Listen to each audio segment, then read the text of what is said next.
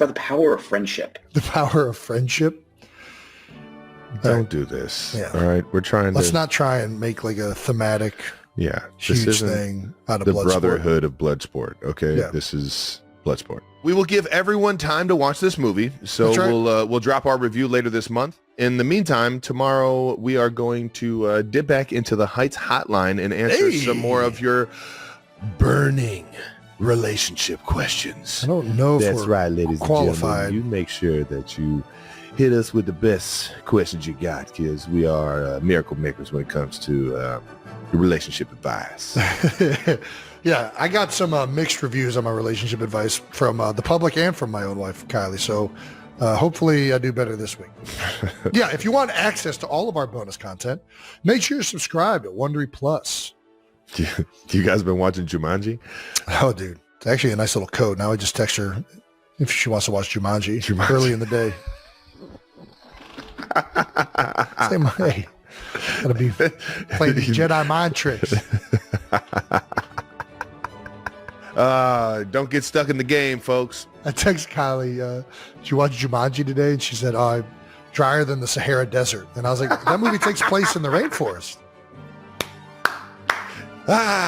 Jason has dethroned the queen of Christmas, the amazing, the wonderful Mariah Carey. Oh, buddy.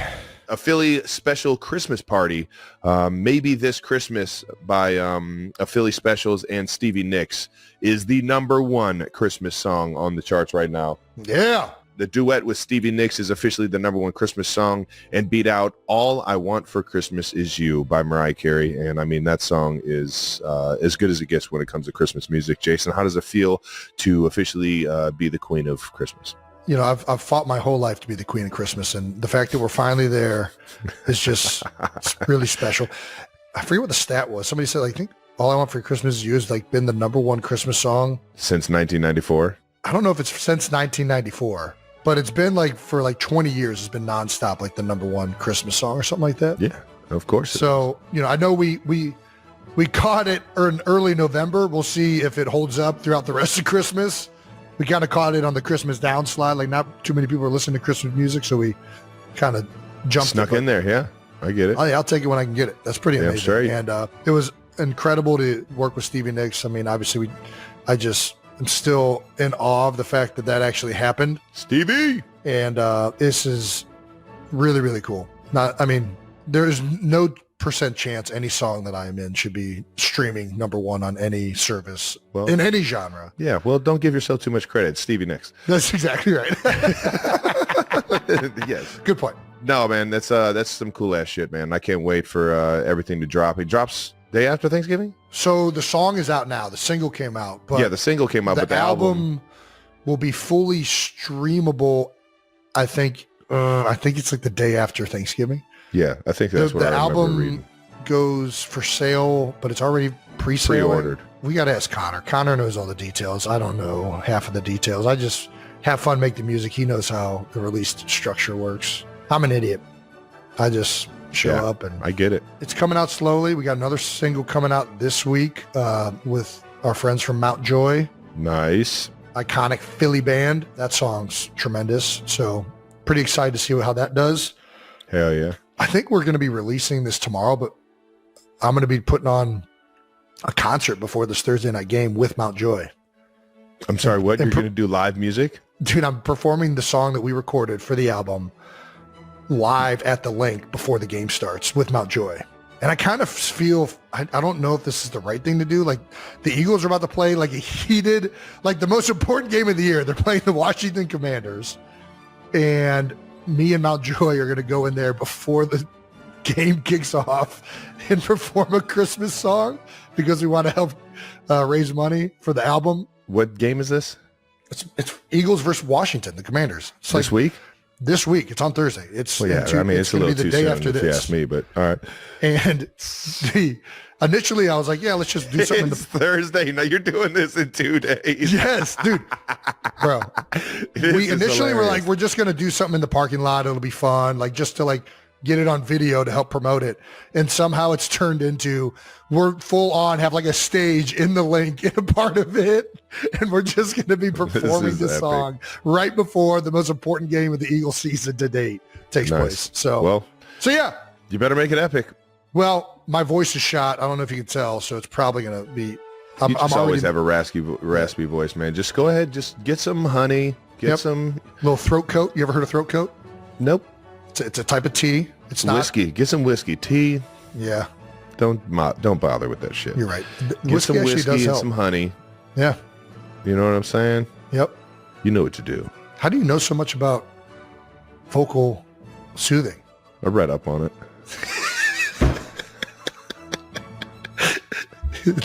Big reader. Big Wikipedia guy. Yeah.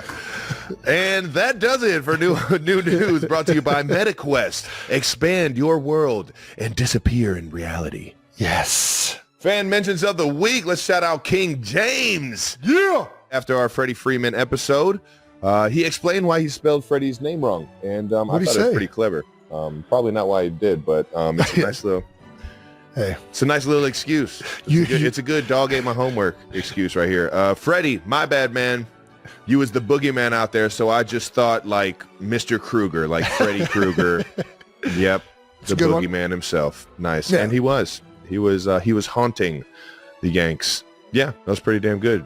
Always love a good King James shout out, and yeah, he was pretty much like Freddy Krueger out there for the Yankees, no doubt about it. Ain't that the truth? Actually, if you missed that Freddie Freeman episode, make sure you check it out, man. Freddie is an unbelievable guy. He's got a beautiful story with his family, both his father and his kids, and his wife, and just what they've all had to go through, and just how he got to where he is in life, man. It's so cool to hear what makes him, what fuels him and what makes him great, man.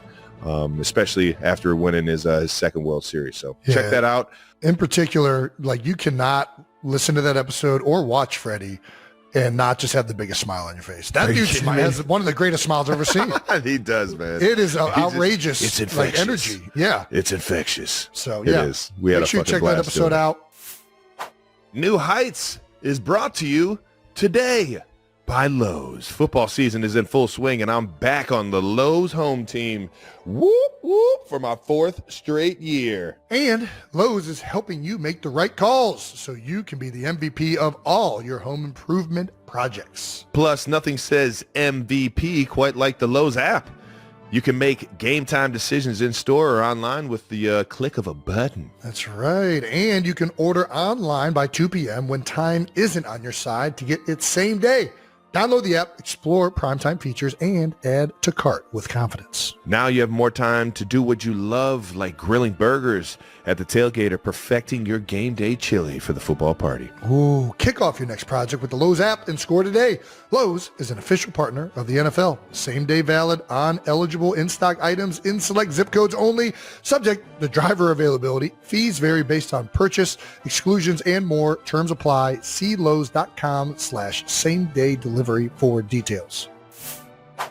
Trav, we've established that we both love the Whopper. We really do. Flame grilled, all the toppings you want, just your way. Doesn't get much better than that. And what we're about to talk about is brought to you by none other than Burger King. Hey, I like to say Burger King instead of Burger King. I like Burger King. Well, speaking of BK, do you know about the Burger King $1 Million Whopper contest? Of course I do, but what is it? The $1 Million Whopper contest, where people all across America created their Whopper with whatever toppings they wanted, and they got over 1 million submissions. Over 1 million submissions, huh? Yeah.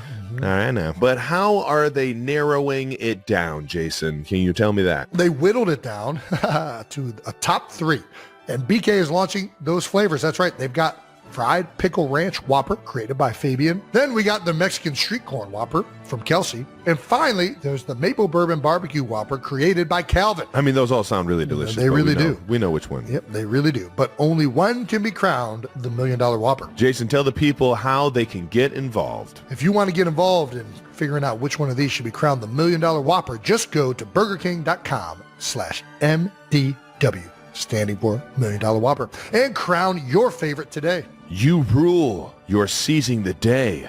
At BK, have it your way. You rule. BK, have it your way. You rule. This episode of New Heights is sponsored by Liquid IV Hydration.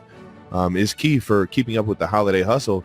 Keep Liquid IV on hand to stay hydrated through the holidays. With convenient package of their hydration multiplier or sugar-free hydration multiplier, you get 8 vitamins and nutrients, 3 times the electrolytes of the leading sports drink, and no artificial sweeteners. And Liquid IV really comes in handy during the holiday. It's the perfect way to stay hydrated when you're traveling, busy hosting family and friends, or out and about shopping for your family. They also have some fantastic flavors. You can find all of your favorite hydration multiplier flavors on their website, from acai berry and lemon lime to pina colada. Ooh, a little pina colada. Tear, pour, live more. 1 stick plus 16 ounces of water hydrates better than water alone. Stay hydrated through the holidays with Liquid IV and get 20% off your first order of Liquid IV when you go to liquidiv.com and use code NEWHEIGHTS at checkout. That's 20% off your first order when you shop Better Hydration today using promo code NEWHEIGHTS at liquidiv.com. Let's move on to a little bit of that bold topics to wrap up Week 10 in the NFL, starting with the Kansas City Chiefs. Anna. How about those? Chiefs.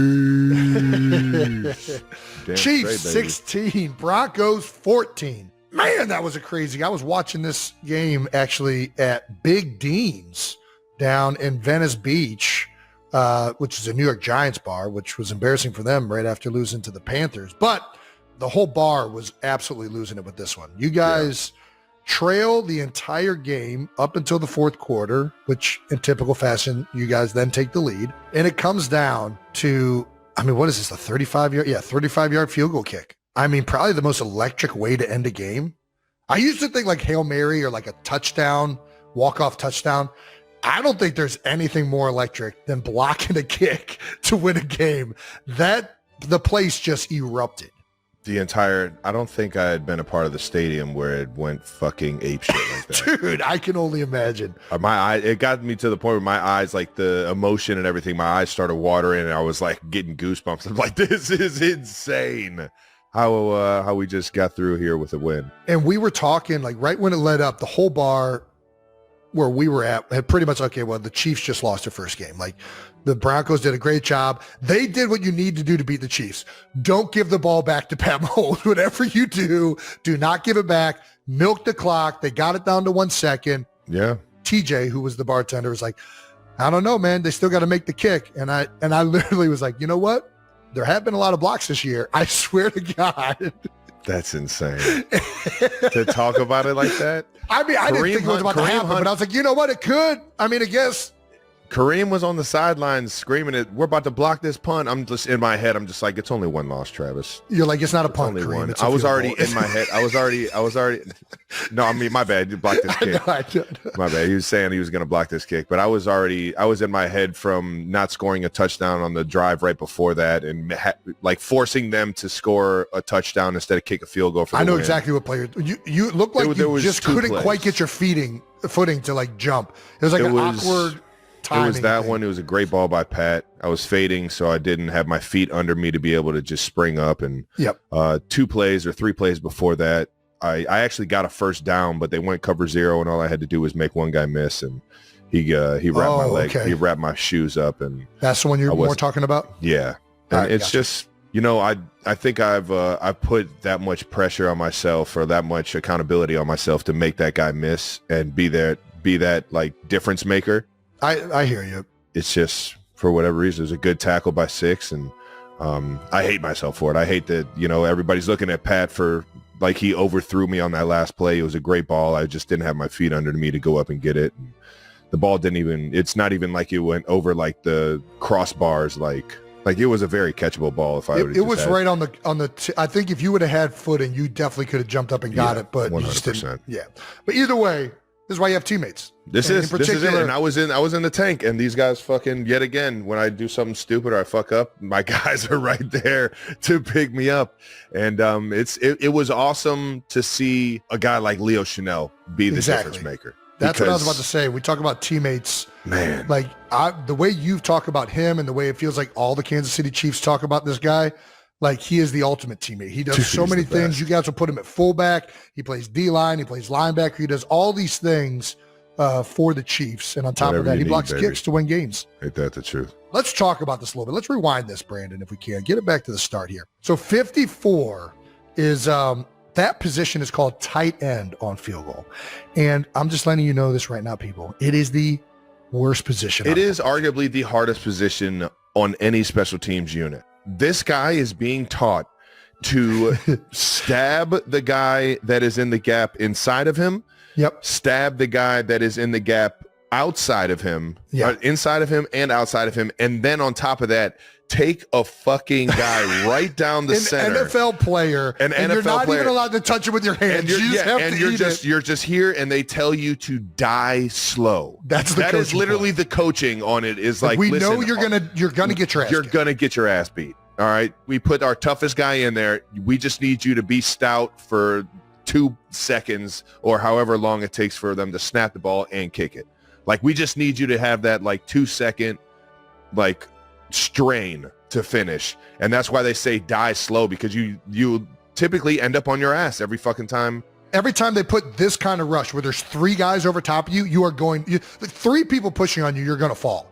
Just don't fall too fast, essentially. Yeah. And he fell lickety split. I'm not going to lie. This was, I don't even, like, look at where his butt is. You got to get your butt up a little bit more than that. You know, well, we need more flat back. We need more flat exactly. back. We're not worried about our head being down or anything. You got to get a job done. But yeah, we got to bring Newton's law into this thing and start breaking out the protractor. We used to say this guy used to be, we used to say he's the most unselfish player on the team. Before, when there was a kickoff return and a wedge unit. Oh yeah, wedge unit and this guy. But now that there's no more wedge unit, this guy takes the cake. You're gonna get killed. He gets the award. Yeah. And what's unique about this too is, like, I don't know if we still do this, to be honest with you, because I haven't been in the field goal meetings in a while, but typically the field side tight end is a bigger body guy that dies slower, because the way the kick has to go on the right hash, it's going to go to the left. So teams will usually put their bigger, better tight end to the field. A lot of times they won't play sides. It looked like Chicago just played these guys on sides. They didn't really like swap them.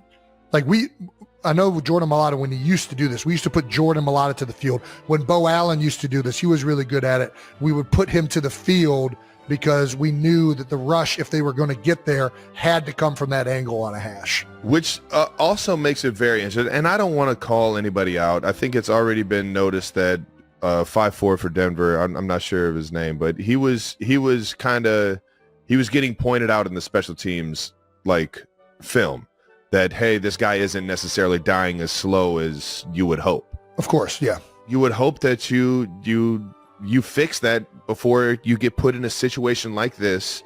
And ironically, the play before this, they did a play. The quarterback did the offense did a play where they snap the ball and they run the ball over to the right hash and take a knee. Yeah, so they centered it. So now the kick has to go over the left side of the offensive line or the field goal block or the field goal unit. That's right where kind of the 5-4 is. And I mean, it's just, it matched up perfectly for us to really give us a like confidence that we could go and get it. But at the end of the day, everything goes down to making the play.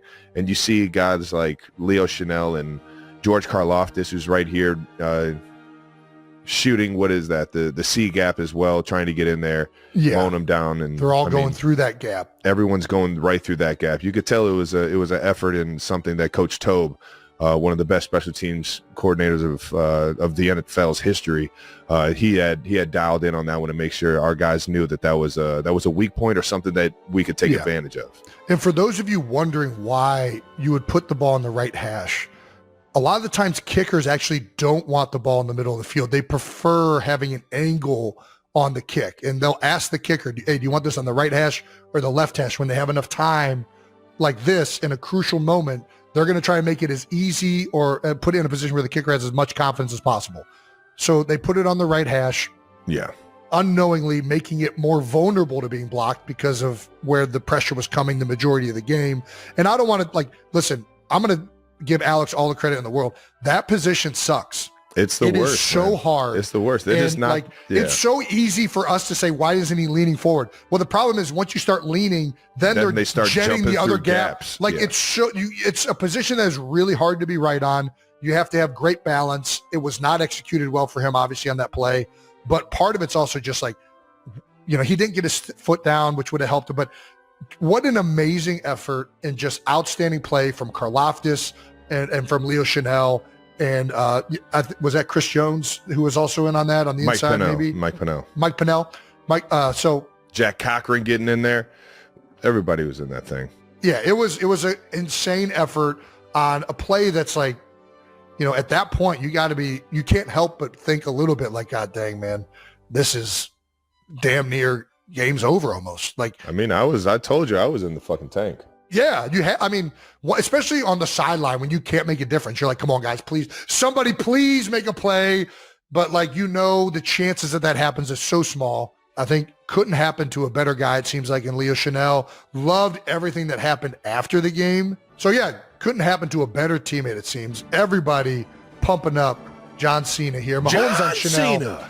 He's like the strength. They got it when he comes out of the tunnel next. They got to hit him with the Johnson. It's got to be from now on. Yes, dude. He's like the strength of a D lineman.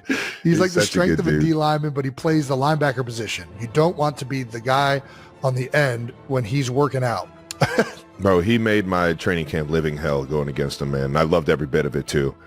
He's just such a good teammate, accountable every single day, and you just love to see a guy have success like that, knowing how much he works, man. Yeah, what did he do to make it I don't know, hard for you? He's like long arms. He gets his hands on you in terms of reroutes.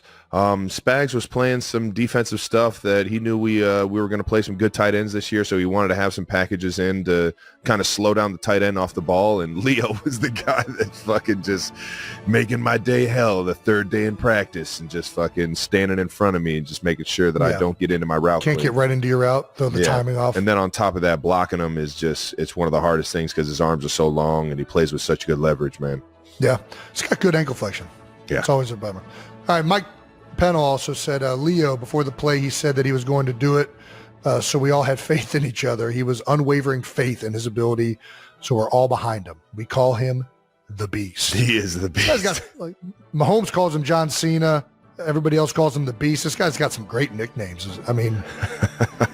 Dude, do you know his nickname from college? What's his nickname from college? Death Row. Death Row? Death Row. Death Row Records? Why is he Death Row? Dude, watch how he plays. You'll get it. All right. This, my favorite clip ever, though. What? When he got drafted, they asked Leo Chanel, "What are you going to bring to Kansas City?" Okay. And he looked at that reporter. Violence and physicality. Wow. Hey, that's a good answer. That's a football guy answer right there. Can somebody please pull up that video? Can you find that video? I think it was violence and physicality. I forget what it was. Leo, what do you bring to the table for the kingdom? Violence and physicality, man. I am addicted to hitting people. I love it. I can't get enough. Let's fucking go. I'm addicted to hitting people. The whole crowd just erupts. You just got someone that loves to assault people for a living. And I will take full advantage of being able to assault the man in front of me. Leo, can you give us a nuanced answer as to why you are going to be a great pick for the Kansas City? Violence and physicality. That reminds me. It's so good, dude. That reminds me so much of that Marshawn Lynch interview. Like his high school interview? No, he's doing an interview and the reporter is like asking him questions. He's like, "There's not too many people that can take you running through somebody's face over and over, over and over. Over and over and over and over and over again." And the guy said, the reporter says, "Is there some type of I forget, he tries to like have some like quick, like smart comeback where it's like, oh, is there something symbolic in that?" And he said, "Run through a motherfucker face." Marshawn is gold, man. God damn, I would have loved to fucking play with that guy. Yeah, the field goal attempt almost didn't happen. It was reported on Pro Football Talk that there was talk among the Chiefs defense of possibly letting the Broncos score at the end as a strategy to get the ball back. And I'll explain this. Every team has a play in their playbook on defense. When you're out of timeouts, there's no way for you to stop the clock anymore.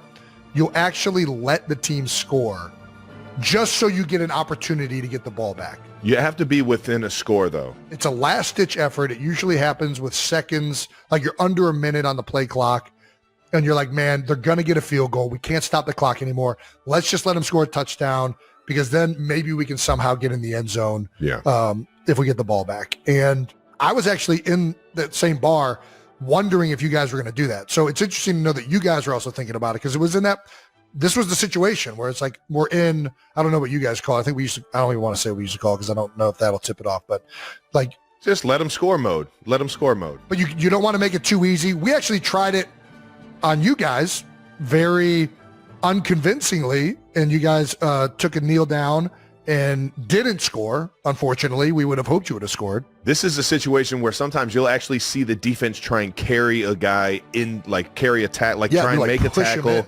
carry him into the end zone. You know, that's seriously. And so if you ever see that at the end of a game, sometimes it requires a little bit of acting ability. You don't want to just make it obvious you're letting them score. You want to actually miss a tackle on purpose. But either way, Spags reportedly said, no, we're not doing that. We're going to make this stop and force them to make the kick. Interesting. I mean, listen. In Spags, thoughts we trust, on the strategy, baby. It worked. I don't know. In Spags, we trust, baby. Yeah, right. In retrospect, it's absolutely bonkers that you guys blocked this kick, and I think it's like I said before, it is probably the most electric way to end a game on a block. Dude, it was. The double thump to end it, like that is absolutely freaking crazy. Especially from 35 yards out. It's one thing if it's from fucking deep, man. Exactly. Like this is like I don't know what it was. It was 92%. It was a build-up. It's probably a 92% chance that the field goal's going in. I might even be higher than that. The fact that it was kind of building up from like the 2 minute, because we used just about all our timeouts. I think we had one left, but we used all our timeouts, tried to set it up so that we would have time left, and they get the big first down on the third down play. That gets them into field goal range. And now they keep just like slowly taking off the clock. So it's like building up. It's like, fuck, how do we let them get to this point, man? Now it's like the chances are slim. And then do-do. And the fucking top just fucking pops off, and just the entire stadium just goes nuts. It was insane, man. Yeah, I can only imagine. You don't have too many regular season games that get the stadium rocking like that, man. For sure. But little Chiefs Broncos always gets it going. Well, another thing that got it rocking on social media after the game, the Chanel jersey incident. My God, Leo, man. This was pretty cool. Once Coach Reed finished his post-game remarks, he let Chanel break down the team's final huddle, a first-time moment for him in his career. A few minutes later, Leo's definitely broke down the huddle. I don't know who's writing this. I don't know, but I'm just going to read it because I don't know anything. So a few minutes later, before his post-game shower, Chanel asked Kelce for something he's wanted since his rookie season. Just before Chanel left the locker room, Kelce, still shirtless, gave his teammate the memento he wanted, his red game-worn 87 jersey with his signature and a short message to Chanel written in black Sharpie on the white number 7. And Chanel said, "I've been waiting for the right time," smiling. I felt I earned it. That's good. My God. That's pretty awesome, man. He earned it. He earned it just by fucking being a good teammate. Right? Yeah, right? And this is my fault. Of course it's my fault. He mentioned that he wanted it since his rookie year. He came up to me and asked me for it, and I was like, dude, fuck yeah. No problem, man. I'll write this thing out to you in a heartbeat. And sure enough, I forget to do it that day. And 2 years later, I'm sitting here.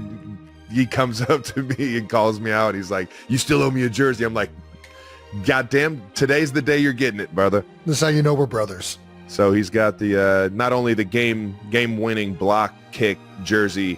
I put the date on it. I told him how much I appreciate him being a teammate and a Super Bowl champion with me. So that's awesome. Ironically, it was the day I became the leading touchdown. Reception. Yeah.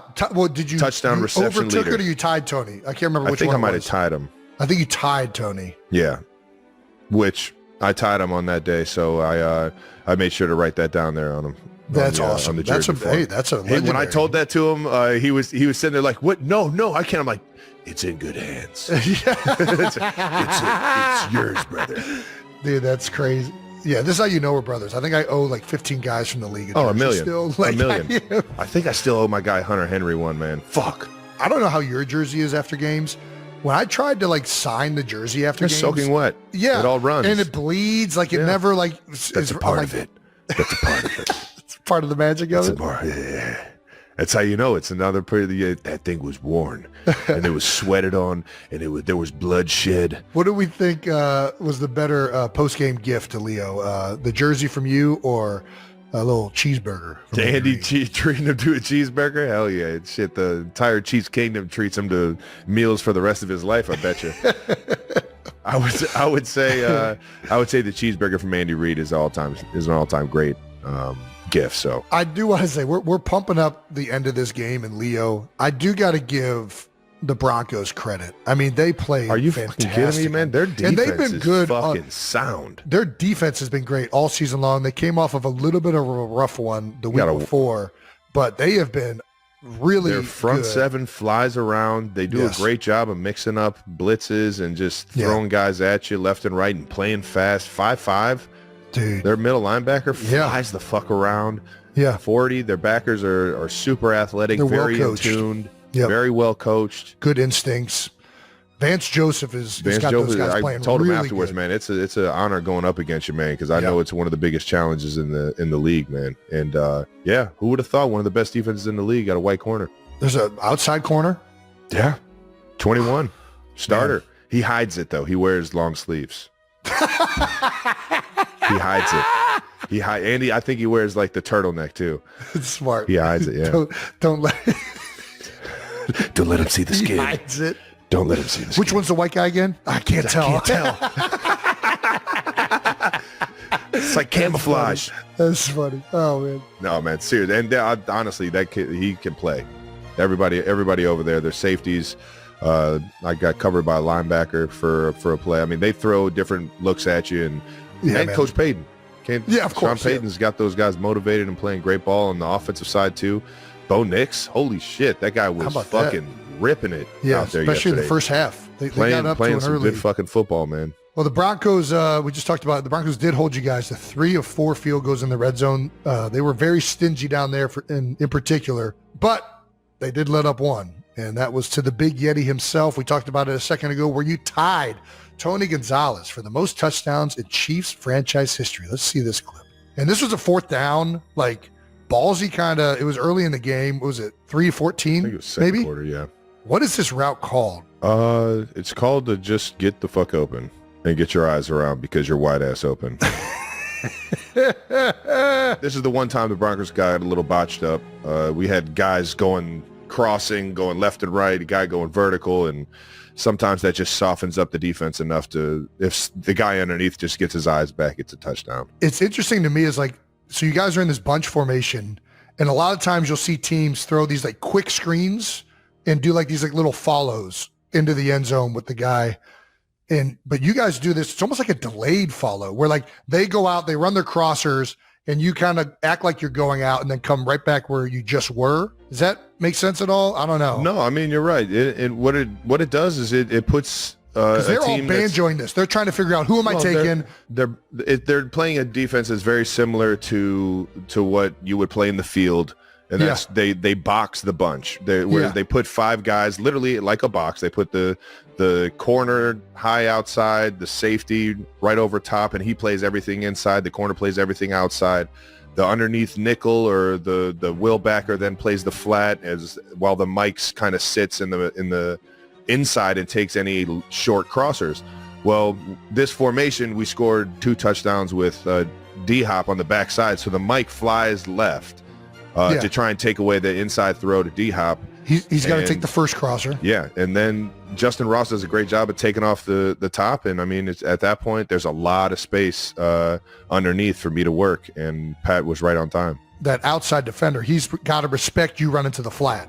Yeah. So when you come and follow that guy who takes the inside defender, there's nobody left to take you. I thought it was great. It was a great design. And Yeah, and my fourth guy down. Noah Gray's wide ass open here too. So I Is mean, it was literally pick your poison by the pad right here. Either way, awesome play on fourth down. Chiefs defense still balling out. I mean, I know they kind of got let up a little bit early. They gave up some leakage late on that They only last gave drive. up 16 points. If they make that field goal, 19 points. As an offense, with a guy like Pat Mahomes back there, Coach Reed dialing up plays, we have the pieces to put up fucking points, man. And it is getting a little frustrating, but Chiefs Kingdom, stick with us, baby. We're going to start putting fucking points up, and we're going to do it. We're going to do it in old Chiefs fashion. Yeah. We're finding ways to win, which is always a good thing, and we're learning and we're growing, and we're definitely, you know, rolling with the punches in terms of like how teams are playing us, and we're growing with that. And I think that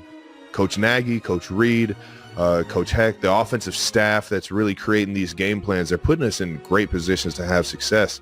But it takes all 11, man. It takes all 11. It takes the tight ends to be having their feet underneath them so we score touchdowns instead of field goals. It takes, you know, everybody up front to be on the same page so that we're picking up blitzes. It takes everybody running their route to the discipline that Coach Reed teaches it, so that guys get open faster and it's a clearer picture for Pat.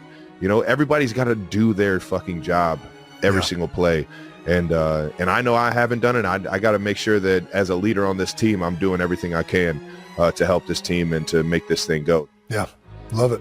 LeBron's stat of the game: no other team in NFL history has won 9 straight games in which they trailed in the second half, regular and postseason. You guys have trailed in all 9 games? Is that what that stat is saying? That's not correct. This is true, Jason. You're saying you guys have trailed in all of your 9 last? Every fucking game.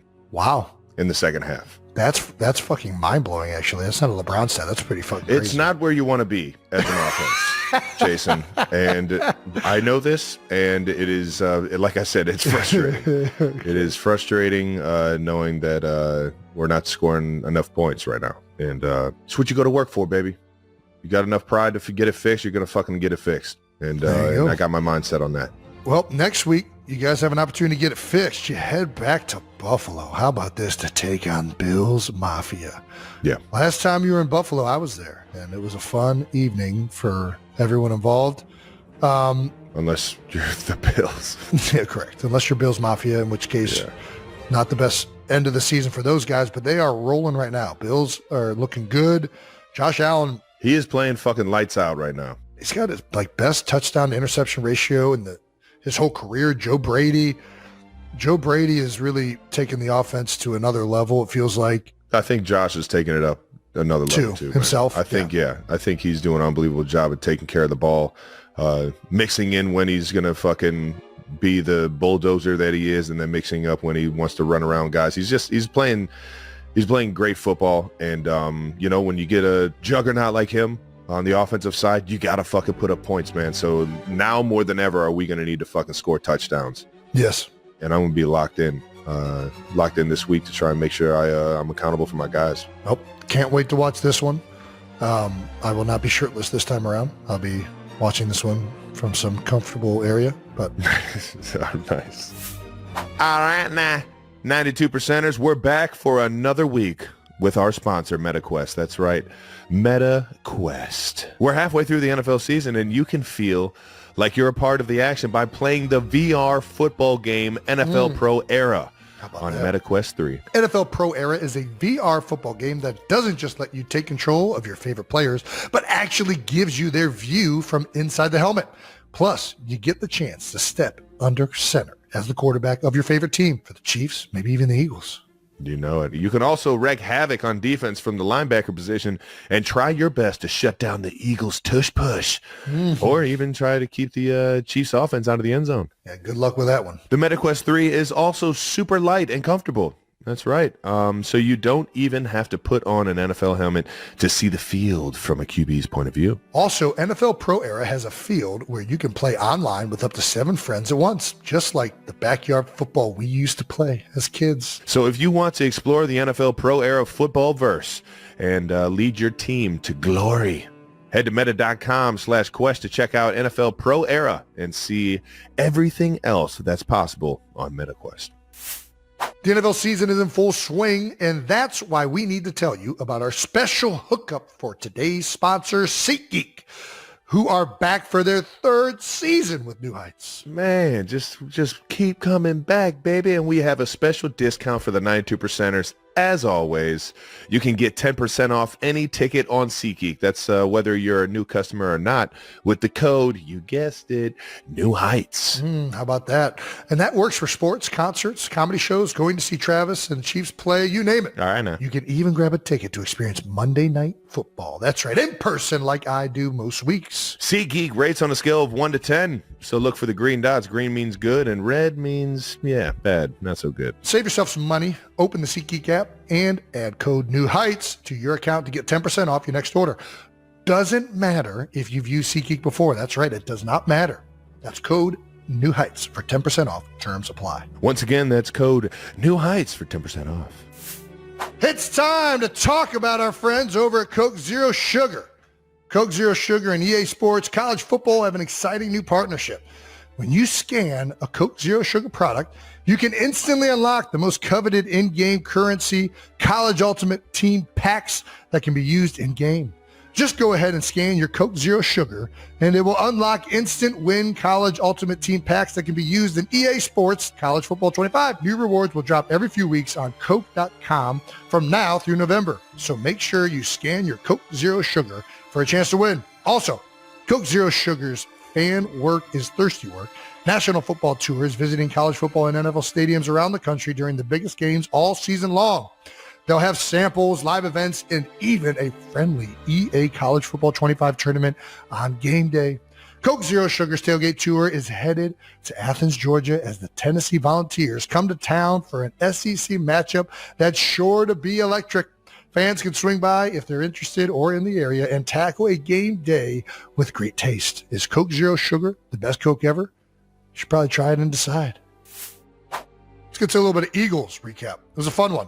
Let's talk about a little bit of the Birds out in L.A. Yeah, baby. Yeah, we'll talk about the Birds and then get into your L.A. trip after this one. Eagles 34, Cowboys 6. Jason, initial thoughts on the game, the fucking blowout.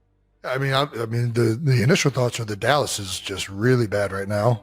Yeah, the Fighting Dallases. And that the Eagles are playing great football. Yeah, I mean, listen, I know it's, Dallas isn't good right now, but this is what you're supposed to do against bad teams. You're supposed to beat them 34-6. Yeah. Philadelphia's really settled into who they are. It seems like they're playing much better. We've all known that they've had the players to get it done. They have great talent on both sides of the ball. They're really starting to gel as units and play as a team. And I think that that's the thing that's been really fun to watch the last couple of weeks. They're figuring out their identity on offense, and they're starting to really play to their strengths as a unit. And defensively, they've had a couple bad games, but outside of that, they've been good. They've been really good. And as of late, the defensive line has picked it up. They're playing fantastic. I mean, obviously, everybody's criticizing the pass rush. When you play with a lead, the pass rush looks a lot better. You put them in third and long situations, keep them, stay ahead of the sticks. You're going to get good opportunities to rush the passer. And I think that the Eagles right now are playing very, very well. It also helps when you get 5 turnovers. Yeah, how about that? Win the turnover battle, baby. The fucking win percentage skyrockets. Eagles now in first place in the NFC East with a 5th straight win, and Birds get their first win in Dallas since 2017, as Jason remembers. Quick stats from the game. Jalen went 14 of 20 for 202 yards and a tutty. He's just playing he has the answers to the test, man. It seems like he's ahead of the curve, and it's fun watching him ball out right now because he's flawless right now. His throws are right on point. Everything downfield seems to be in sync. A.J. Brown had 5 catches for 109. A.J. Brown's doing his goddamn thing, as he always does. Forced 5 Cowboy turnovers, 1 interception, and 4 fumbles. Guys are fucking punching the ball. And the Eagles pulled starters early in the 4th quarter. How about that? Yeah, Jalen is playing really good right now. I mean, I know the thing that he's really done since the bye is he's taking care of the football. He's being very smart. I know he had the 1 interception to Diggs in the end zone, where Diggs really sloughed off of his responsibility, made a good play.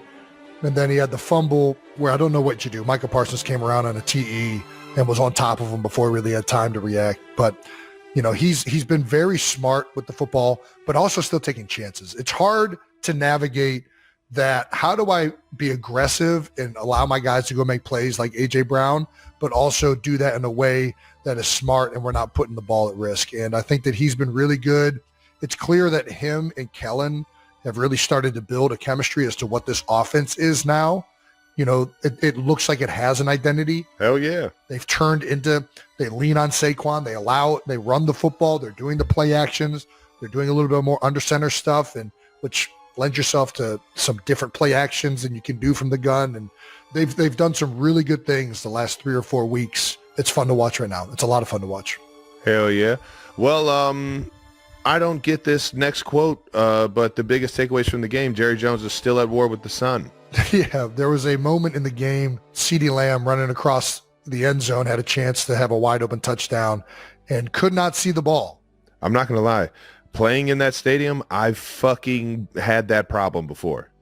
That fucking glare coming through that end zone in the afternoon is fucking ridiculous. Absolutely ridiculous. It's like the glass makes it fucking like spread more. Right. It's like the sun is bigger and brighter than it's ever fucking been. Yeah. And I mean, I get it, but obviously you try not to let those kind of things be an excuse. But Right. holy shit, man, that I mean, I get it. I understand where he's coming from here. Yeah. I mean, there's some pictures right here. I mean, it is crazy how aggressive that sun is at that time of the day coming through that window. You'd think they put up like shades or something, but alas. Look at that, dude. Dude. What the fuck? Why the fuck is it that bright? Yeah. Oh, man. You know, and the funny thing is, I think I saw somewhere, and I don't know if this is true or not, but I saw it on the internet, so I'm going to assume it's true, like everybody else does. Of course. I think they actually have shades because they do like concerts in there, and singers have like said that it bothers them. So they have shades. Yeah, no. They can, like, it's an option that they could legitimately just put the shades down and Might they have just to don't ask. do it. Might have to ask somebody that. CeeDee Lamb post-game comments on the sun at AT&T Stadium. I couldn't see the ball. I couldn't see the ball at all. The sun. Yeah. All right. Nice. Is he in favor of curtains? Probably. Yes. 1,000% he is. Did you talk to Jerry Jones about that, Lamb? I mean, y'all doing my job right now. All right. Nice. He'll hear it. He'll hear it. I think Jerry's going to get it. There might be shades next game. Yeah. See. I mean, knowing that, maybe in the fourth quarter, you make the other team in an afternoon game have to deal with that. You know what I mean? Have to look into the sun. So Jerry Jones was asked about the possibility of putting up curtains to block out the sun at AT&T Stadium. He said, well, let's tear the damn stadium down and build another one. Are you kidding me? I'm saying the world knows where the sun is. You get to know that almost a year in advance. Someone asked me about the sun. What about the sun? Where's the moon? I need to hear this What quote the to fuck understand is what the Jerry fuck he talking just about? said. Hey, He man, says, listen. Are you I kidding? hear him. I The hear him on world You Know Where the Sun knows- Is, dude. The world knows where the sun is. Yeah, and so do architects. Yeah. And people that build stadiums. And usually you try to avoid the fact that the sun might be directly in your receiver's eyes. Dude, whatever it is. You have, I mean, at Arrowhead, there is a time. Is there a recording of this? I want to there hear how has to Jerry be. says this. I can't repeat this and There say is it with the right inflection. There is 100% a time at Arrowhead Stadium where it's an afternoon game, and typically it has to be a noon game. You know, the sun's already kind of going down by 4 o'clock and getting underneath the stadium at this point in the year. But there is a time, if there is a noon game, that in the first and second quarter, maybe even peeking into the third quarter, that you're going to get that sun coming across the field. So it's like if you have a hitch, like it doesn't necessarily go downfield or like how this is coming through the end zone in Dallas. But you I don't think catch that's it that the way, point. but that Like, you put the stadium so that Yeah, have it going across the stadium. Don't have it so that you're going to be looking right back at where the ball's going to be coming from 90% of the time. But it's going to look beautiful when the sun just glares through there in the afternoons. And it does look beautiful. I do love playing in Cowboy Stadium when that's happening. It makes it feel It really is cool. until you miss a have to catch a touchdown. football. Knowing that, I mean, we got to fucking block that thing out. I mean, have we played outfield before? I guess in Jerry's defense, you would think the Cowboys would know this is an issue and they could use it to their advantage, but I don't know. Yeah. Where's the moon? Where's the moon? The old moon got in the way, Coach. Said no one ever. Is there going to be like a solar eclipse one night and like Jerry's going to... I don't know. I think that this is one of those like Jerryisms where you got to hear him saying it for it to make sense. Well, Jerry doubled down on his son theory Tuesday, saying AT&T Stadium was built as an indoor stadium with an outdoor feel. Okay. Mm-hmm. Yep. People appreciate that kind of stuff. They do. I do like an I don't indoor-outdoor want stadium. to adjust the stadium for one reason. It's an advantage for us. Okay. The stadium has been an advantage for the Cowboys. The team knows where the sun is during the game, and it won't change. He's got a point. The Cowboys have been very good at home. We had that stat up earlier. The Eagles haven't beaten them since 2017, and I think it's pretty apparent the Eagles have had better teams than the Cowboys, and we have struggled down there. It's a difficult place to play for a multiplicity of factors. I've never noticed the sun as much, but I'm also not catching that many balls, so maybe there's something there. I don't know. I do. That's my thing. It's like if you know where the sun's at, I mean, you can kind of like try and avoid that, I guess, or like maybe you wear like a tinted visor. I don't know. LeBron's stat of the game, Jalen Hurts is the third player in NFL history with 75 passing touchdowns and 50 rushing touchdowns. So, yeah, that's bad. the LeBron stat. Not bad. That's both equally as impressive as it is pointless. So, because nobody cares about being the third player. Everyone wants to be the one player. As we know, the Cowboys are struggling right now. They're in a free fall. I'll actually be in Dallas Monday night, and I'll get to see this sun moon stuff firsthand and be able to offer my perspective potentially afterwards. Ooh, yeah, let's see if Jason can catch an over route in the sun. That's a good idea. That's a great idea. Dude. Let's see it. It's not a it's You'll a night have to do this game, before so I'll have to do it before. Yeah. And I think Ryan and Swag usually go on NFL Live a couple, like 3 hours before the game, so that it should be right around that time. Yeah. Let's Maybe I can go in there and try and catch a crosser. pre-record it. Let's pre-record it. Let's pick out the exact time that this play happened and see if Jason can run full speed and catch a pass right. I'm going to come back the in next week with a broken nose. I know it. Ball's going to crush me. You're going to right. be like Marsha Brady. Yeah. Next week, the Eagles are taking on the Commanders on Thursday Night Football. That's right. We got a good one, baby. A little divisional game, probably the biggest game in the division. Those two teams are playing very fucking well. This is huge. Last time both teams had records more than one game above 500 entering the game was November 26, 2000. Wow, how about that? 2000. Damn. Been a while. Who was on those 2000 teams? 2000 would have been Donovan. I don't know who would have been on Washington. I mean, Clinton Portis, maybe. That's a while ago. Brad Johnson? Wow. How about that? Trick shot Brad? He's all over the internet doing trick shots. Shout out to Brad Johnson, man. Heck yeah. All right, let's keep this thing moving and get out of the house because Jason was loose as a goose over there on the West Coast, baby. Alrighty, out of the house. Be on Prime. This is the problem. Your guys' division is getting better. So previously, most of your guys' primetime games are outside of the division. Right? So like Denver this year, is that a primetime game? We would always have a primetime in division game. But not like the Raiders. Yes. Do you have primetime against the Raiders? What? On what? 100%. I had 4 touchdowns. Oh, the Christmas game? No. Again, a Christmas game versus the Broncos. Yeah. The divisional games, I feel like those are a big focus for these like networks to get these rivalry games. Yeah. Well, you want the divisional games because they mean more for the playoff seedings, and especially at the end of the year, they're big. Typically get better football when you play in division. Yeah. All right. Well, Broncos game to start the year. I bet that would be a primetime game.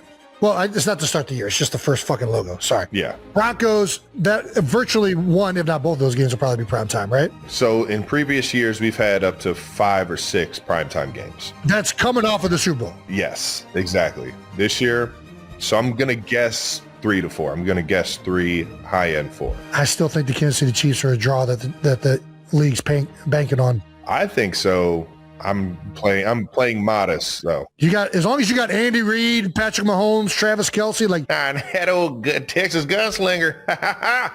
Football TV. so. Let's say 4-5. If it's 5-6, maybe now it's 4-5 after a down year, one down year in the past decade. All right, Broncos virtually guaranteed to be one of them is going to be a primetime game, right? Yes. What about non-division games? Which Buffalo? I mean, that's for sure going to be a primetime game, right? I don't know. We played them mid-afternoon or like that second wave of games that that's that 4 o'clock slot. Yeah, I think we played them and Bengals the same, but both of them could be. I think if we get a home game, I think Patriots are probably the big one that I think people would want to see. Yeah, let me say this: if I'm the network, which games do I want to see the Chiefs playing on my network in prime time? I want to see them playing the Broncos. I want to see them playing the 49ers. I want to see them playing the Bills. I want to see them playing the Rams, Seahawks, or just because I know there's a lot of bad blood and rivalry is the Bengals, right? Yeah. Those are the 6 games to me that look the most appetizing if I'm a network. Yeah, I'm with you. I guess you could Chargers too. Chargers were really good last year. Tackles got hurt. They're going to be, they lost Jesse Minter. We'll see how they do defensively. With the tackles healthy, Justin Herbert in there, they're going to be really good. Harbaugh still at the helm. Is that a good list? 100%. I think I left out the Patriots. I don't know why. I mean, I know they went to the Super Bowl. That's still a big one. Yeah, it is. 100%. So is San Fran at home. I think that's going to be a big one as well. The only reason I think I left them off is because like the other teams all have you guys really don't have a lot of, well, I guess you do from back when Tom was there. Like recency, there hasn't been like a lot of bad blood between the Chiefs and Patriots. Yeah. It's whereas just with the 49ers, obviously you guys just played the Super Bowl not too long ago. I think it's not as much on field, but there's still that back and forth with the organizations and the fan history. Bases. Yeah, I think fair enough. There's a little bit of that. All right. If I was a betting man, I'd say a Chargers home game. I'll go San Fran at home, and then Mile High, Denver. 2 away games. That's what I was going to say. Denver away, and I'll say Chargers away. Oh no, Chargers. Seahawks away. Do you already know that those are the? Oh, okay. It's already got him home and away. I didn't even notice that. Good job, Travis. Yeah, that's where I'm going with it. All right. Shout out to the Eagles Autism Foundation Challenge. They raised over $16 million this year. That's right. Holy smokes. It's every year. It just keeps getting bigger and bigger. Shout out to Jeffrey Lurie, the executive director, Ryan Hammond, close family friend, but also Ryan's been killing it. Every single year, it keeps getting better and better. Jeffrey Lurie has put a lot of resources into this, and so far they've raised over $56 million over the last 8 years. Sheesh. Absolutely wild. Man. Yes. So it's been highly successful. And on top of that, it's especially this event is just an awesome event for the community, right? Everybody comes out. Everybody together. You're exercising, you're talking, you're shaking hands. I mean, it's a very just fun day, especially when the rain holds off, which it did, thankfully. Nice. And I biked 10 miles again, Trav. Did a little 10-mile bike ride. Oh, no yeah. Way. No chance. Did it in right around 42 minutes, which I'm pretty happy with. 42 minutes? Listen, that's not bad pace. That's a decent pace. What's that? I don't want to do the numbers. 4 but point, how fast you are you divided going? by 10. How do you? Oh, how fast are you going? Yeah, like how on average, how fast do you think you're going? Well, you're going 4.2, or you're going, so 10 miles. Uh-huh. You're going 4.2. I'm trying to divide it by 10. This is not working. You're not doing it the right way. I'm not doing it the right way? No, you got to take how long it is and then divide it by.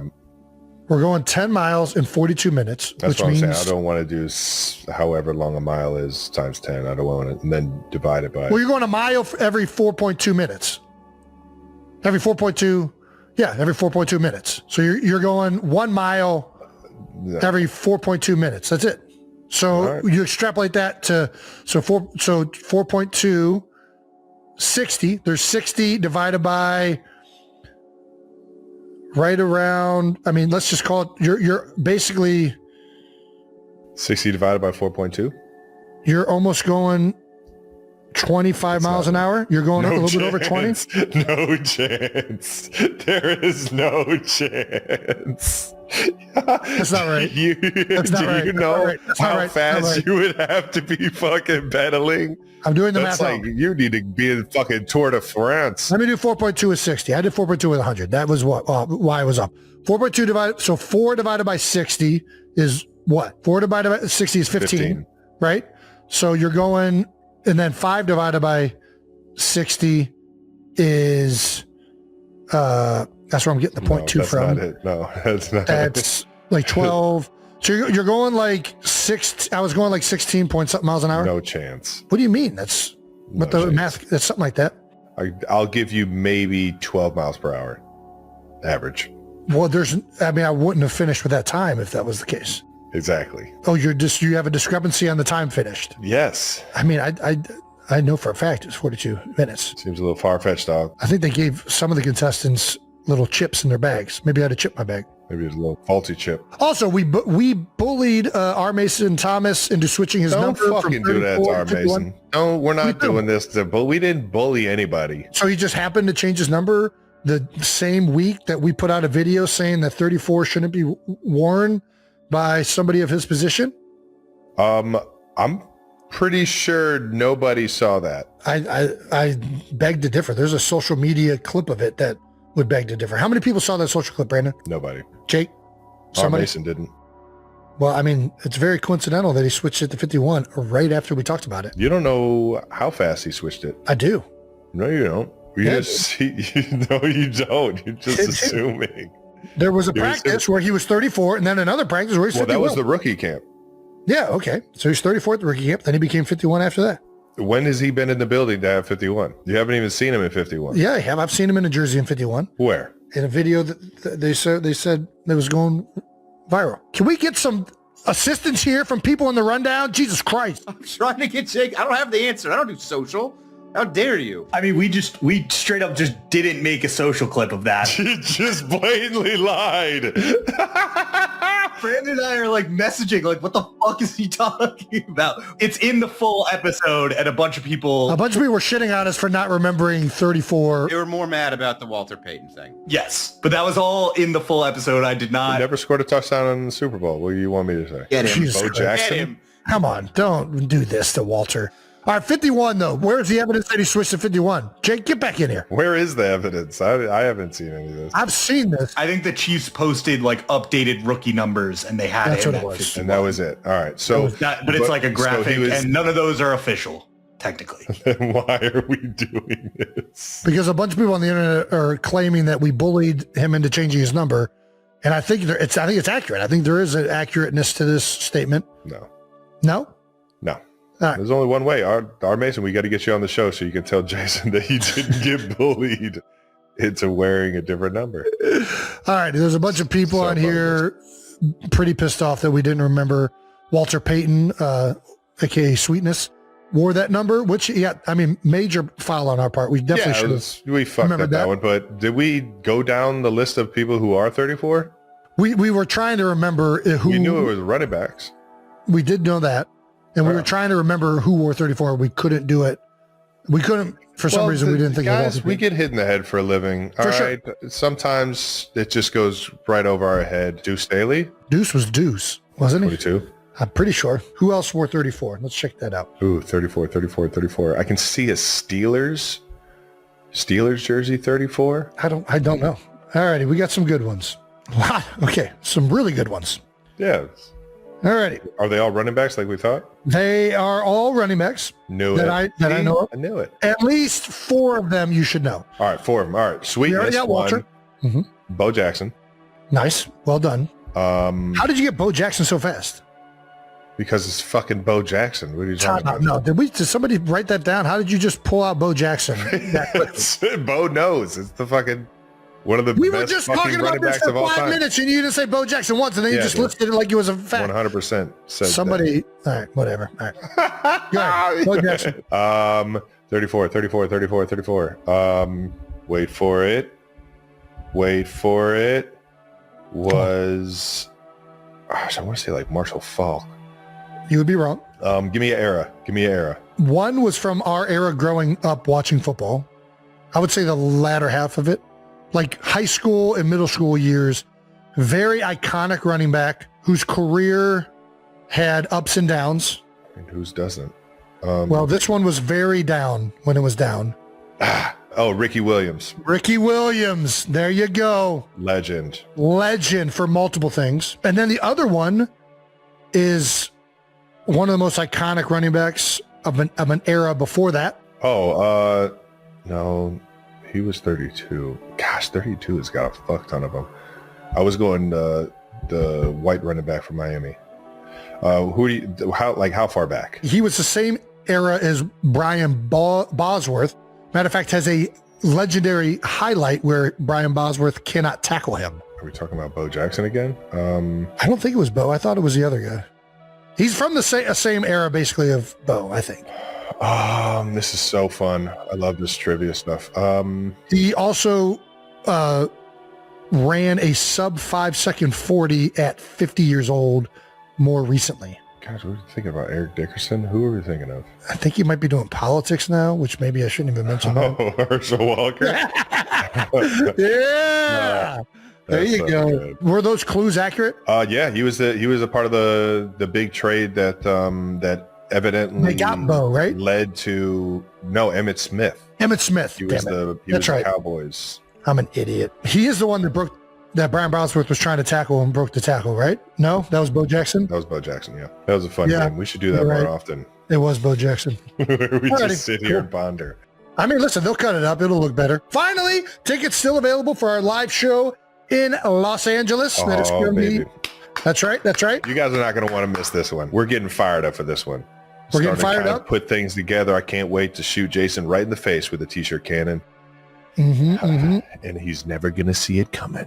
Guests are starting to come out, and when they do come out, I'm assuming these last few tickets will go quickly. So if you're on the fence, just know that once these guests get announced, which we are not 100% sure on, so we're not going to announce them right now, but we have some leads. We have leads. Leads, yeah. We got the guys over there working in shifts. All right.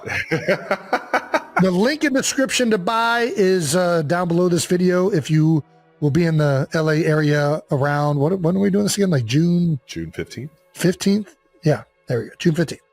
All right. That does it for new news. Brought to you by American Express. Thank you to our presenting sponsor, Adobe Acrobat. Acrobat just got a big upgrade. Now you can make a ton of changes to PDFs in seconds by simply chatting with Acrobat's AI assistant. You just put in a request like delete page 4 or add a signature and password, and AI assistant will walk you through the process. Quick, clean, and done in seconds. This means less guesswork and more time saved. No more hunting around for the right tools or searching for answers online. Just chat, sit back, and get your files updated in seconds. Adobe Acrobat with the new AI assistant helps you get way more done with your documents in way less time. See how productive you can be by learning more at adobe.com/acrobat. Thank you to our partner, American Express. All right, now, 92%ers, question for you. What's the #1 most stressful part of traveling? I mean, it's got to be the airport, right? Bingo. You could have it all planned out, then find yourself running through the terminal, coat half on, phone at 3%. It's chaos. But after years of constant travel, I've learned something very important, Travis. Ooh, here we go. Jason, hit him with that veteran wisdom. Rushing to your flight isn't the play. No, it's not. You got to find an escape inside the airport. That's where American Express Platinum Card comes in handy. Yes, because when you're a card member, you can step away from the chaos and into the comfort of a lounge. Ooh, who doesn't love a good lounge? I love a good lounge. With Amex Platinum, you can enjoy access to over 1,550 airport lounges through the largest global lounge network, as compared to other credit card companies as of July 2025. You walk in, it's calm, relax. Enjoy a top-notch meal, maybe. It's a destination before the destination, if you're catching what I'm saying. I'm catching what you're saying. That's right. It makes airports more enjoyable. That's the bottom line. And that's a veteran move. If you travel a lot, You know award-winning service when you see it. That's right. And it's true what they say. There's nothing like platinum. Terms apply. Learn more at americanexpress.com/withplatinum. Thank you to our partner, Sleep Number. What's something that, as you get older, becomes tougher on your body? Travel, housework, workouts? For me, it's recovery. Nice. Sleep Number knows that as you go through life, your body changes. Your sleep needs change too. It's time your mattress adjusts to you night after night. All Sleep Number mattresses have adjustable firmness. By changing the firmness on your side of the mattress, you get the support, the comfort, and the relief your body needs that day. Plus, Sleep Number tests and designs the products to last 25 years and provide comfort through different phases of life. Learn more at sleepnumber.com or visit a Sleep Number store near you. And that leads us into No Dumb Questions, which is brought to you by the greatest mattress company ever created. Who's that, Travis? Sleep Number. Oh, very good. Reminder, you can pre-order our No Dumb Questions book right now at Kelce Clubhouse. Nice.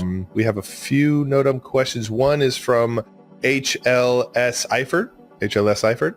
Seifert. What Pokemon character best represents the Eagles and the Chief? The Eagles and the Chiefs. I'm assuming that's what it means. Yeah, hashtag Bulbasaur. I think people just Bulbasaur. like saying Bulbasaur. I feel like Snorlax best represents myself. As for the Eagles, it's got to be a Pokemon with some attitude, a little bit of grit to it. What's a gritty Pokemon? What is a gritty Pokemon? Like Onix?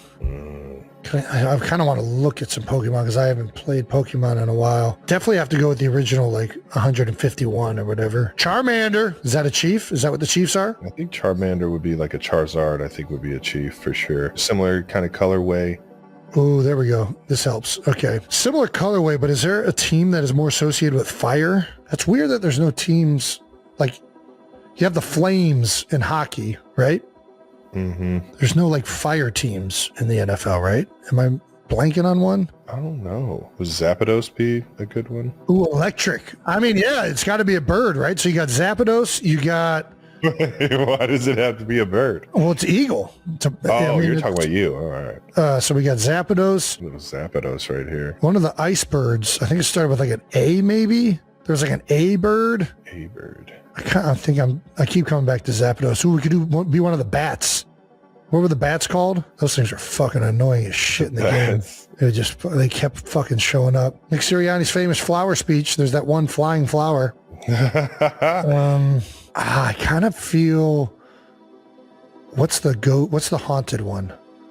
The ghost one that flies around. That's what I feel like. The birds. It's purple, not the right colorway, but kind of. It's got some menacingness to it. I got nothing in the cards I've already opened. You thinking of Ghastly? There's Ghastly. There's Gengar. Zubat, I believe, is the bat. Zubat. Articuno was the A bird you were trying to think of. Articuno. I'm going to go Zapdos. Zapdos? That's the bird? Yeah. Little Zappy. I think we're a Charizard, man. Charizard. Going full evolution. Patty Mahomes throwing fire. What is Travis Kelce? I think we already went through this. I'm like the mime. Oh, yeah. We've already done that bit. All right. If you had to live in one Disney movie forever, which would you choose and why? Okay, Kristen 04. Man, one Disney movie? Could live in it forever.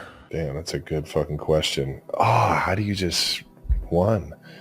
Heavyweights? You just want to live at the heavyweights camp forever? Just Camp Hope?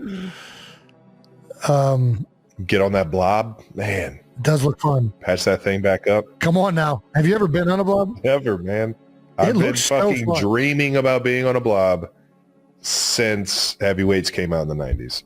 Well, let's fucking make it happen, Travis. All right, let's fucking do it. Get me on a blob. I'm saying Heavyweights, man. That shit was so fucking funny. Now we just got to find out where you get a blob from. All the fat kids when we were growing up, they ended up being the funniest, most enjoyable to be around. It's true. Fat people are just better. You didn't get good until you got fat. I didn't. Yeah, nobody liked me until I became fat. That's such a bummer. And as I get skinnier, people hate me more and more. What's Jason's? I kind of want to go Alice in Wonderland. Just for Eifert or Seifert. I got a little Bulbasaur for you. Nice. What are you saying? You're going which one? I'm gonna go Alice in Wonderland. That shit was wild. Alice in Wonderland or Alice in Wonderland? Alice in Wonderland. I can dig that, I guess. Super trippy. You're right. Kind of scary. Yeah, but I mean, eventually you kind of get used to it, right? I don't know. Yeah. Alice seemed to it. Probably, if I'm going my favorite one, I'm going Aladdin. Just have a genie around all day, can do whatever I want. Well, you only get 3. Well, no, you do. But the first wish you do is you wish for more wishes, and then you set him free, and then he's just your friend, but he still has the powers somehow. Is that how it works? Did you just make up your own version of Aladdin? At the end of Aladdin, he sets him free, and then I think he still is like around in the other Aladdins. They make like multiple. No way. They made more than one Aladdin? Oh yeah, I think there's like 3. There's at least 3 of them. I'm pretty sure. Where the fuck have I been? I have not watched them either, to be honest with you. But there are multiple Aladdins. Yes, you cannot ask for more wishes, but you can grant him freedom, and then he becomes your friend. That's the way you get the genie.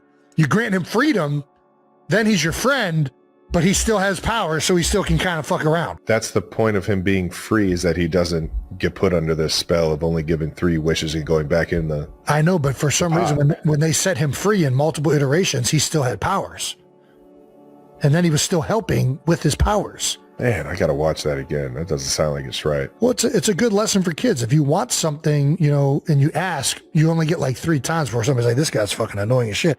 But if you are good to them and you give them freedom, they'll help you out, and you do something for them, then they'll help you out in perpetuity. All right, which Disney movie are you so out on that you would never even want to live in that movie? Yeah, what's my least favorite Disney movie? I don't know.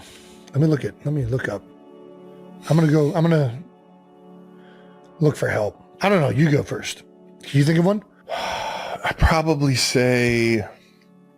It's hard to do. Like, what do we mean when we're living in them? Are we becoming like a specific character? Sounds like, yeah. Like you got to live in that world. All right. If we're doing that, then I'm going Hunchback of Notre Dame. I don't want to be that. Ooh, yeah. Living in a fucking tower and just fucking ringing bells. And I don't even remember what the positive end of that story was. Well, he got the girl.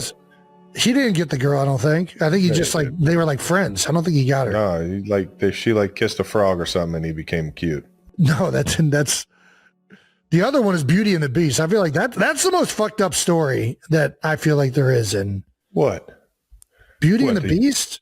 Yeah, the Beast can't become handsome. I mean, it feels like the message is like, hey, no matter how bad and ugly this person is, you can change them. Another good one is Shrek. Shrek is a banger. That's a great one. That's a very fun one. That one. That's I don't believe a Disney movie, but that is a banger. I think it's a kids movie. We'll accept it. That's what, DreamWorks, or it's one of the ones that's not Disney associated. Pixar. I'm pretty sure Pixar is Disney.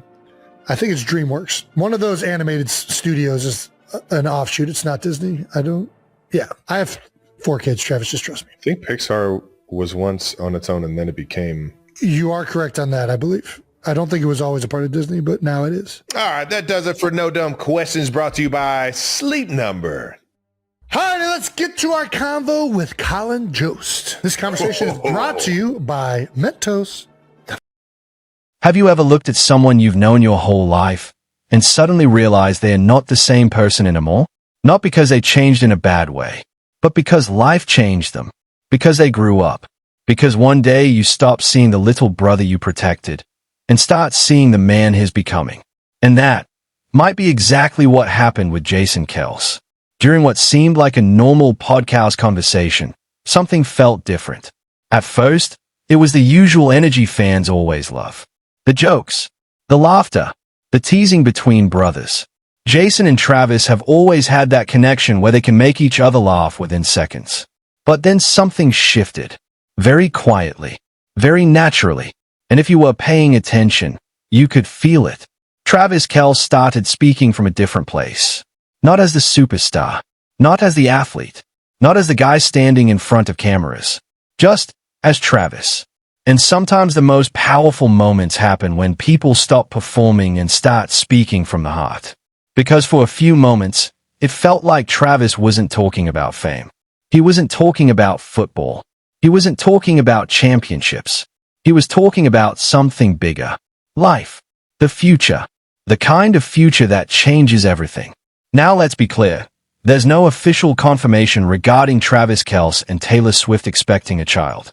But what people connected with was the emotion of the conversation itself. Because suddenly Travis sounded like someone thinking beyond today. And Jason noticed immediately. Of course he did. Because brothers notice things nobody else sees. They notice small changes in your voice. Small pauses. Small emotions you try to hide.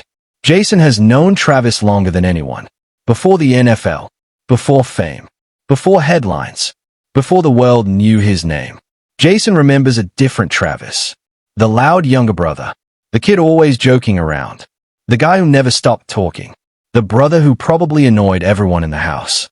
But Jason also saw something nobody else saw. Growth. Years of growth. Failures. Success. Pain. Pressure. Lessons. And suddenly while sitting there listening, maybe Jason saw all those years at once. Because sometimes life gives you one tiny moment. And suddenly every memory comes back. And maybe for Jason, this was that moment. Because becoming an adult isn't when you buy a house. It isn't money. It isn't fame.